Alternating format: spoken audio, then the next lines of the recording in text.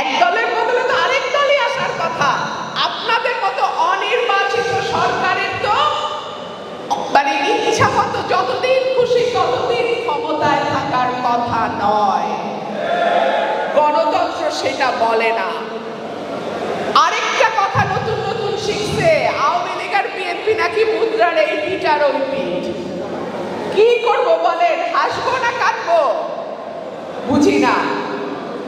BNP সেই রাজনৈতিক দল যখন আওয়ামী লীগ বাংলাদেশের মানুষকে বিপদের মুখে ঠেলে দিয়ে ৭১ সালে পালায়ে গেছিল, তখন বিএনপির প্রতিষ্ঠাতা শহীদ প্রেসিডেন্ট জিয়াউর রহমান বলেছিল উই রিভল্ট। তিনি স্বাধীনতার ঘোষণা দিয়ে মাঠে ময়দানে যুদ্ধ করে সেক্টর কমান্ডার হয়ে বীরত্তম খেতাব পেয়ে বাংলাদেশকে স্বাধীন করেছেন। আর আওয়ামী লীগ বর্ডার পার হয়ে নিরাপদে চলে গেছে।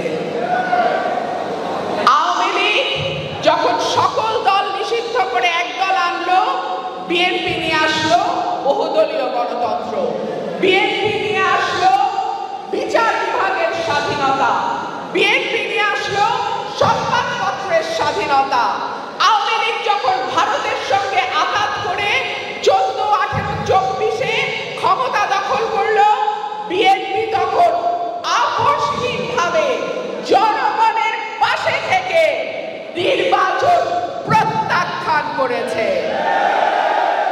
দেশনেত্রী বেগম খালেদা জিয়া চাইলে যেতে পারতেন না সংসদে, 100 বার যেতে পারতেন, কিন্তু উনি যান নাই। মানুষ যেদিকে থাকে বিএনপিও সেদিকে থাকে। সেজন্যই দেশনেত্রী বেগম খালেদা জিয়া বলেছিলেন, যখন বাংলাদেশ ভালো থাকে তখন আমি ভালো থাকি, আর যখন বাংলাদেশ খারাপ থাকে তখন আমি খারাপ থাকি। বিএনপি এই দেশের মাটি ও মানুষের দল।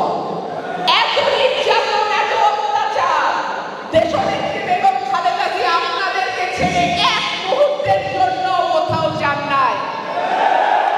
আর পয়লা সুযোগে শেখ হাসিনা তার সকল নেতা কর্মীকে বাংলাদেশে ফালায়ে নিরাপদে চলে গেছে। এইখানেই বিএনপির সঙ্গে আওয়ামী লীগের পার্থক্য। সংস্কার নাকি বিএনপি চায় না। 2016 সালে দেশনেত্রী বেগম খালেদা জিয়া বাংলাদেশে প্রথম সংস্কারের কথা বলেন ভিশন 2030 কে। তারপরে বিএনপির অ্যাক্টিং চেয়ারম্যান জনাব তারেক রহমান 27 দফা, 31 দফা, এই সব কিছু বিএনপি দিয়েছে। আজকে এনসিপি সহ অন্যান্য যারা সংস্কারের কথা বলে, তারা যে সংস্কারগুলোর কথা বলছে, সেই সংস্কারগুলো সেই 2016 সালে দেশনেত্রী বেগম খালেদা জিয়ার নেতৃত্বে বিএনপি দিয়ে দিয়েছিল। আওয়ামী লীগ গত 15 বছরে যত পাপ করেছে, শেখ হাসিনা থেকে শুরু করে ওয়ার্ড লেভেলের কর্মী পর্যন্ত, আগামী 100 বছরেও তাদের বিচার চলতেই থাকবে, চলতেই থাকবে, চলতেই থাকবে। সুতরাং সংস্কার আর বিচার শেষ না করে আপনি নির্বাচন দিবেন না, তাহলে আগামী 100 বছরেও আপনার নিয়ত নাই বাংলাদেশে কোনো নির্বাচন হোক। আমরা আরো দেখি নির্বাচন পিছানোর ষড়যন্ত্র, আমরা আরো দেখি মানুষকে তার ভোটের অধিকার থেকে বঞ্চিত করার ষড়যন্ত্র। এই ষড়যন্ত্র যারা করে তারাই কিন্তু বিএনপির প্রতিপক্ষ। সুতরাং এইবারের প্রতিপক্ষ ষড়যন্ত্রের প্রতিপক্ষ, এইবারের প্রতিপক্ষ বাংলাদেশ বিরোধী প্রতিপক্ষ। খুব সাবধান আমার ভাইরা, নির্বাচন সহজ হবে না। তবে এটাও বলি, 15 বছর বিএনপির নেতা কর্মীরা মাটি ছাড়ে নাই, আগামীতেও এক চুল মাটি আমরা কেউ ছেড়ে দিব না। আপনারা আমাদের রাজনীতি করেন, আমরাও আমাদের রাজনীতি করি, কিন্তু ষড়যন্ত্র কেউ করবেন না। ষড়যন্ত্র